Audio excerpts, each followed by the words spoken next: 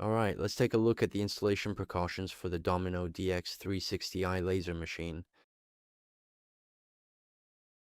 We will cover this in 6 parts. The first part is the structure of the machine. The structure of the machine. For every machine, when we assemble it, we first check whether all the accessories are complete. Before we start assembling, the main things we check are first, whether any of the accessories are damaged, and second, whether any accessories are missing. The main accessories generally include the laser, the controller, and the conduit. Other main components include the main power cable, the power cable from the screen to the controller, the laser machine stand, the display stand, the air support, and the display screen, as well as the photoelectric sensor and the encoder.